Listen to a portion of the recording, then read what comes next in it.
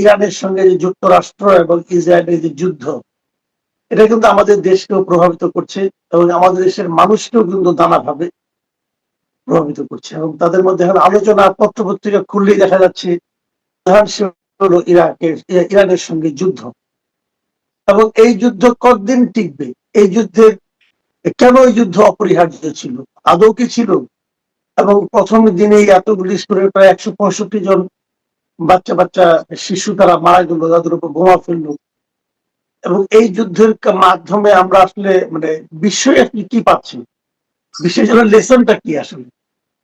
আচ্ছা, এটা নিয়ে আমি একটা পোস্ট দিয়েছি 2 দিন আগেই, প্লাস গত জুনে যখন তারা আবার ইসরায়েল এবং আমেরিকা মিলে ইরাক, তখন আমি একটা লিখে লিখেছিলাম।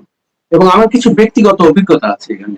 সেটা হলো এই, আমি 92 সালে জেফারসন ফেলো ছিলাম হাওয়াইতে, হনুলুলু। তো সেখানে ওটা হলো আমেরিকার পেকম বলে আর কি, প্যাসিফিক কমান্ড, মানে আমেরিকার নৌবাহিনীর মূল সদর দপ্তর সেখানে। তো তখন যেহেতু আমরা হাওয়াইতে ছিলাম, তো আমাদের একটা ওই পার্ট অফ দ্য প্রোগ্রাম ছিল আমাদেরকে পেকম কমান্ডারের সঙ্গে একটা বৈঠক করানো। তো আমরা সেখানে গেলাম। তার নাম ছিল অ্যাডমিরাল চার্লস লারসন।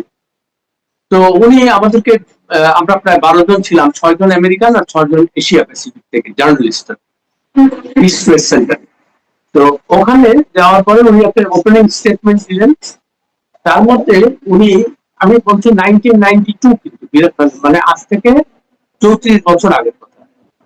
তো সে বক্তব্য দেওয়া শুরু করলো, করে দুই একটা কথা বলেই তারপরে সে শুরু করলো যে ইরানকে আমরা কোনোভাবেই, মানে ইরানের কাছে পারমাণবিক বোমা থাকুক এটা আমরা চাই না।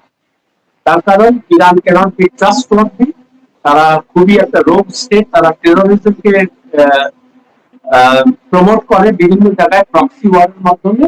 তো আমরা এটা সহ্য করবো না। তো যখন এটা বলার পরে সে প্রায় 15 মিনিট বললো, তারপরে প্রশ্ন উত্তরের ব্যাপারটা। তো প্রথমে কে জানি বললো, তো আমি সেকেন্ডে দাঁড়ালাম, আমি দাঁড়িয়ে বললাম যে আচ্ছা, আপনি তো আপনার ওপেনিং স্টেটমেন্টে বললেন যে ইরানকে এটা করতে দেওয়া হবে না। আমার প্রথম প্রশ্ন, ইরানের দোষটা কি? তারা কি করেছে? তারা তো কোনো দেশ দখল করে নাই। এবং ইরানের 5000 বছরের ইতিহাসে ইরান একটা পার্সিয়ান সিভিলাইজেশন বলে একটা ব্যাপার আছে, তারা অনেক পুরনো সভ্যতা। তারা আজ পর্যন্ত পৃথিবীর কোনো দেশ কলোনাইজ করে নাই, কিন্তু আমেরিকা করেছে বা ব্রিটেন করেছে। তো এখন আপনারা তার বিরুদ্ধে লেগেছেন কেন? মানে তারা কি, তাদের অপরাধ থেকে? তো আমার বললো, what are you trying to say? আমি বললাম একটাই কথা, তখন আমি বললাম যে আপনি যে বললেন তাদেরকে আমরা কোনোভাবেই পারমাণবিক বোমার অধিকারী হইতে দিব না। তো এই ইরান একটা সভরেন দেশ, একটা স্বাধীন সার্বভৌম দেশ।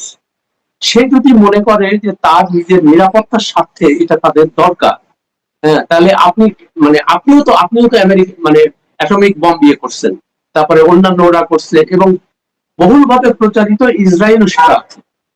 তাহলে এইরকম একটা শত্রু পরিবেষ্টিত বিভিন্ন দেশের মধ্যে আরব গালফ স্টেট গুলো তাদের শত্রু। তো তাদের তো নিজের রক্ষার্থেই এটা তাদের করা উচিত, আমি বললাম। তো তখন সে বলল যে দে ক্যানট বি ট্রাস্টেড, হ্যাঁ, মানে তাদের বিশ্বাস করা যায় না, তারা এটা যে অপব্যবহার করবে। তা আমি বললাম যে পৃথিবীর একমাত্র দেশ যাদের নিউক্লিয়ার বম নিয়ে বিশ্বাস করা যায় না, সেটা হলো আমেরিকা। তার কারণ আমেরিকায় পৃথিবীর একমাত্র দেশ যারা নিউক্লিয়ার বম ব্যবহার করে, মানে প্রায় 2 লক্ষ লোক মারছে জাপানের হিরোশিমা আর নাগাসাকি। তো পৃথিবীতে যদি কোনো দেশকে অবিশ্বাস করতে হয় সেটা হলো আমেরিকা। তো তখন সে তারপরেও সে বলল যে আই গেট ইউর পয়েন্ট, কিন্তু আমরা ইরানকে এটা আমরা করতে দিব না। এটা হলো we have resolved that they should not have the bomb. আমি চিন্তা করলাম যে এটা তো, তখন আমি বললাম যে ওকে, আই গট ইউর পয়েন্ট। এখন ইরানের সরকারের রাগ কেন? ইরান, এটা শুরু হয়েছে 1953 সাল থেকে। ইরানে তখন মানে ওই যে আগে যে ইয়ে ছিল, এটাতে মোহাম্মদ মোসাদ্দেক বলে তাদের যে প্রাইম মিনিস্টার, সে ডেমোক্রেটিক্যালি ইলেক্টেড হয়েছে প্রথম ক্ষমতায় আসছে। ক্ষমতায় এসে সে যে কাজটা করলো, অ্যাংলো পার্সিয়ান অয়েল কোম্পানি, মানে যেটা ব্রিটিশ আমেরিকানরা মানে কোম্পানির মালিক, তো সে তখন বললো যে যেহেতু একটা সভরেন স্টেট, আমরা ন্যাশনাল জাতীয়করণ, তোমাদের মালিকানা থাকবে। এটা তো স্বাভাবিকভাবে যা হয়। তারা ভীষণভাবে খেপে গেল যে না এটা। তো মোসাদ্দেক বললো যে না, this is a mandate from the people, এবং জনগণ এটা চেয়েছে এবং আমি এটা করি। তখন করলো কি, এরা নানান ভাবে সিআইএ দিয়ে তারা এটা মোসাদ্দেকের বিরুদ্ধে নানান রকমের কর্মতৎপরতা শুরু করলো, এবং আলটিমেটলি 1953-তে কার্নেট রুজভেল্ট বলে এক সিআইএ মানে স্টেশন সে ছিল, সে হলো আমেরিকার প্রেসিডেন্ট ছিল টেডি রুজভেল্ট, থিওডোর রুজভেল্ট, তার নাতি, ছেলের ছেলে। তো সে প্রথমে দুই একবার ওই ব্রিটিশরা মিলে ওদের চেষ্টা করছে একে সরানো, করে নাই।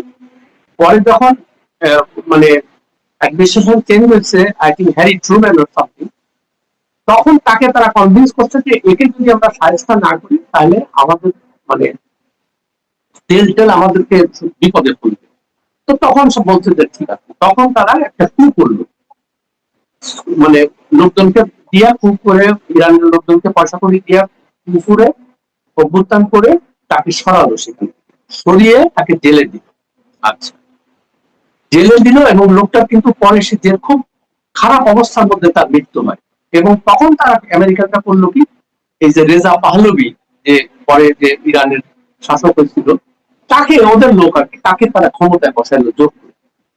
এবং তার ইতিহাসটা আমরা সবাই জানি যে 1953 থেকে 1979 এতদিন পর্যন্ত তারা এই শাহকে ওখানে রাখছে। আর শাহ যেটা হয়, রাজতন্ত্র হলে যা হয়, আমেরিকার স্বার্থ হাসিল করার জন্য থাকে।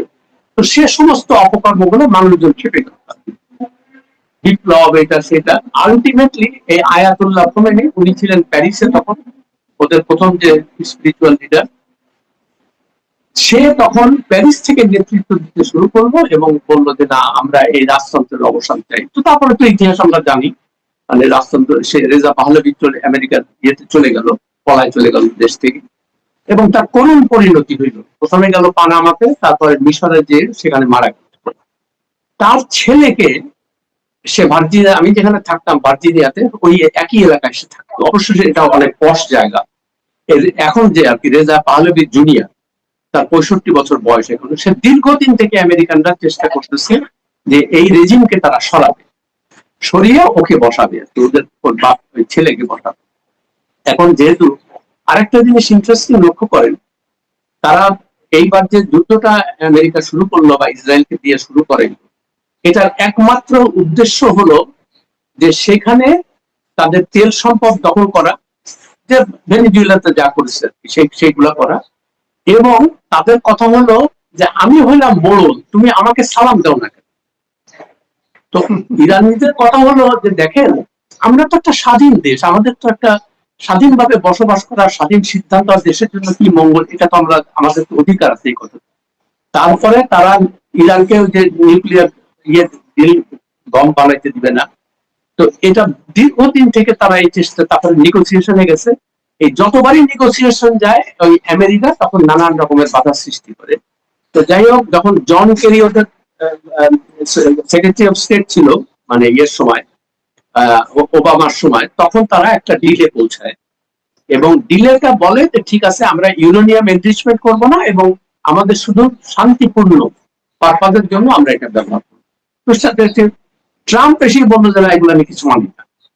তার কারণ এই ইসরায়েল কখনোই তাদেরকে, ইসরায়েলের কথা হলো আমেরিকাকে বলছে যে তারা যদি এটা বানায় তাহলে আমাদের একটা বিপদে আছে, ফলে তাদেরকে দিয়ে না। আরেকটা খুব গুরুত্বপূর্ণ বিষয়, তারা এখন এইবার যে জুনে আক্রমণ করলো একবার, আবার 8 মাস পরে জুনের আক্রমণে কিছুদিন পরে ওদের তো সমস্ত কিছু প্রায় ধ্বংস করে দিল, নিউক্লিয়ার ফ্যাসিলিটি করার পরে যেটা হলো, তারপরে যখন ইরান মানে শয়ে শয়ে মিসাইল মারতে শুরু করলো ইসরায়েলে, তখন ওদের তেল আবিব শহর তখন অনেক জায়গায় আগুন টাগুন জ্বলে যাচ্ছিল, ধ্বংস হচ্ছিল। আমেরিকা করলো কি, হঠাৎ করে বললো যে ঠিক আছে, আমরা এখন যুদ্ধবিরতিতে যাবো। এখন ওদের ইসরায়েলিতে আয়রন ডোম যেটা আছে, মানে ওই ওই মিসাইলকে, অ্যান্টি মিসাইল যে ডিফেন্স সিস্টেম, এইটা কাজ করতেছিল না। তখন আমেরিকা এই সুযোগ নিয়ে বললো যে ঠিক আছে, আমরা যুদ্ধ করবো না, আমরা আসলে নেগোসিয়েশনে যাই। এটার সম্পূর্ণ উদ্দেশ্য ছিল ওই আয়রন ডোমগুলোকে আবার নতুন করে বানায় আবার ইসরায়েলকে সুরক্ষা দেওয়া। যেই সেটা কমপ্লিট হয়েছে, 8 মাসের মাথায় আবার তারা আক্রমণ করছে, এবং রেজিম চেঞ্জ। আচ্ছা, তারা বলে যে এই যে আলী খামেনি অত্যন্ত আনপপুলার লোক, এটা সেটা। কিন্তু একটা জিনিস লক্ষ্য করেন, সে যদি এতই আনপপুলার হয়, তাহলে হাজার হাজার লক্ষ লক্ষ ইরানিরা তার তার ফিউনারেলে মানে তার জানাজায় অংশ নিছে কেন? এটা তো বুঝতে হবে। তার কারণ তার, আমরা যতই বলি যে তার কোনো সমর্থন নাই, সে মানুষকে অত্যাচার করছে ওইখানে, ঠিক আছে, কিন্তু ইরানের যে আর্থিক মানে অর্থনৈতিক যে অবস্থা খারাপ হয়েছে সেটা আমেরিকান স্যাংশনের কারণে। গত 40 বছর থেকে তারা স্যাংশনের মধ্যে আছে, তারা তো কোনো কিছু করতে পারে না, এবং ইচ্ছা করে এটা করছে, ট্রিপল করে দেওয়ার জন্য চেষ্টা। আশা করি মানে আমি বুঝাইতে পারছি। ক্লিয়ার হয়েছে জিনিসটা। কিন্তু এখন একটা ব্যাপার হলো যে এটার জন্য তো আমাদের উপর তো এখন কিছু প্রভাব পড়বে। এখান থেকে এখন আমাদের দিক থেকে কি করণীয়? আমি বাংলাদেশের পররাষ্ট্র মন্ত্রণালয় দেখবেন যে একটা বিবৃতি দিয়েছে, সেটা তো যে কোনো দেশের বিবৃতি, সে বিবৃতিটা মানে না কি দড়ি মাছ না ছুঁই পানি। এখন আমাদের এটা বাস্তবতা হলো যে আমাদের প্রায় 20 লক্ষ লোক মিডল ইস্টে কাজ করে বিভিন্ন দেশে, সৌদি আরবে সবচেয়ে বেশি। স্বাভাবিকভাবে যে কোনো সরকার ক্ষমতায় থাকলে তারা চেষ্টা করবে আমাদের, আমরা এমন কিছু বলবো না বা করবো না যাতে করে ওই গালফ স্টেটের মানে রাজারা আমাদের উপরে নাকচ হয় এবং আমাদের লোকজনকে বের করে দেয়। সেটা আমি বুঝতে পারি। কিন্তু আমি যদি নিজেকে স্বাধীন রাষ্ট্র হিসেবে বলি, তাহলে তো আমাকে এটা তো বলতে হবে যে একটা বিদেশি শক্তি এসে একটা সভরেন কান্ট্রির যে হেড অফ দ্য স্টেট যে তাকে মেরে ফেলতেছে, এটা কেমন? এটা তো অগ্রহণযোগ্য। আমরা তো দুই দিকেই দেওয়া, কিন্তু দেখেন সেখানে ইসরায়েল আর আমেরিকার কোনো নামই নেই। তো সেটা আমি বুঝতে, আর এদের কাছ থেকে আমি সেটা আশাও করি না। তার কারণ যেটা বললাম যে আমাদের কতগুলো কম্পালশন আছে, কম্পালশন আমাদের সবচেয়ে বড় যে কম্পালশনটা সেটা হলো আমাদের শ্রমিক বা যারা ওখানে কাজকর্ম করে তাদেরকে রক্ষা করা। বিকজ আপনারা জানেন যে আমাদের রেমিটেন্স মানে রেমিটেন্স যোদ্ধা আর কি, তারা প্রায় 22 থেকে 24 বিলিয়ন ডলার আমাদের ইনকাম করে। আমাদের ফরেন এক্সচেঞ্জ রিজার্ভের বিরাট অবদান তাদের আছে। তো এইগুলো বুঝতে পারি। আর দ্বিতীয় যে শকটা হবে সেটা হলো যে তেলের দাম বাড়বে, গ্যাসের দাম বাড়বে।